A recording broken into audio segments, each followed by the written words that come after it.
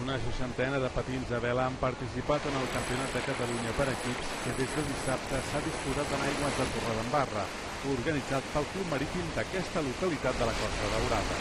Aquest petit catamarà d'origen badaloní, creat al règim, té l'honor de ser l'embarcació de vela lleugera més popular del litoral català.